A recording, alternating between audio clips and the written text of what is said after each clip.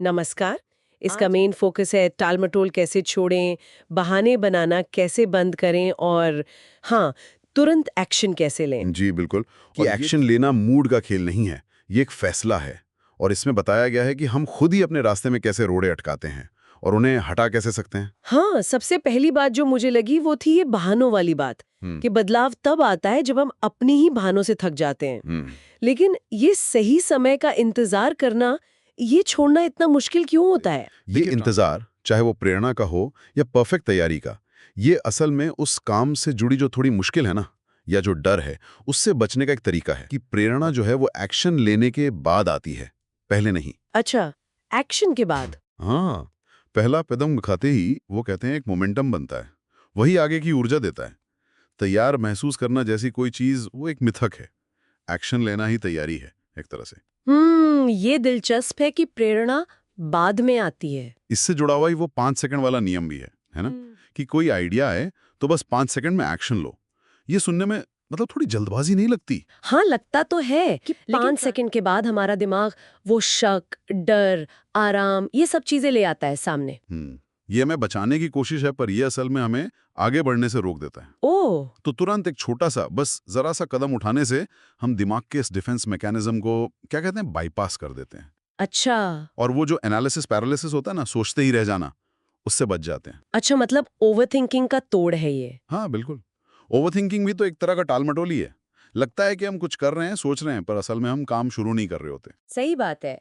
तो ये तुरंत एक्शन लेने वाली बात, ये उस विचार से भी जुड़ती है कि जो कहा वो तुरंत करो। क्या ये सिर्फ बड़े वादों के लिए है या छोटी रोजमर्रा की चीजों पर भी? नहीं नहीं, से ये हर लेवल पर, बल्कि शायद छोटी चीजों पर ज्यादा असरदार है। जब हम कहते हैं हाँ मैं ये अभी करता हूँ, और फिर सच में कर देते हैं, चाहे वो कितना भी छोटा काम क्यों ना हो, तो हम अपने अंदर वो विश्वास दोबारा बनाते हैं हाँ, कि हाँ मैं जो कहता हूँ वो कर सकता हूँ। ये धीरे धीरे मजबूत होता जाता है। ठीक है। तो बहाने पहचाने, तुरंत एक्शन लिया, छोटी चीजों में भी कंसिस्टेंट रहे, लेकिन इसे लंबे समय तक कैसे बनाए रखें? खासकर तब जब मुश्किल हो या बिल्कुल मन ना कर रहा हो।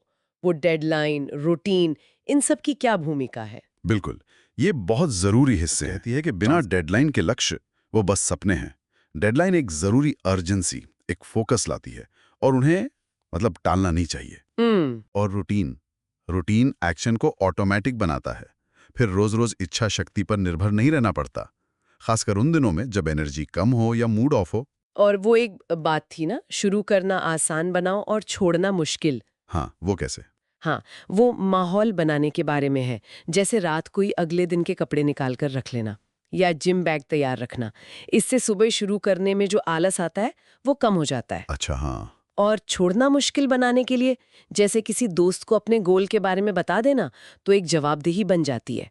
या कहीं छोटी सी रकम लगा देना। एक अहम संदेश जो मुझे लगा वो ये है, सबसे बड़ी जीत तब होती है जब आपका बिल्कुल भी मन ना हो, पर आप फिर भी वो छोटा सा कदम उठा लेते हैं। चाहे कितना भी छोटा हो। हाँ, चाहे कितना भी छोटा।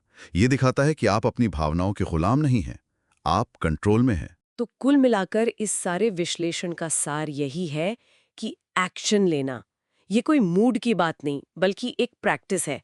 जैसे कोई मांसपेशी हो, इसे लगातार इस्तेमाल करके ही मजबूत बनाया जा सकता है।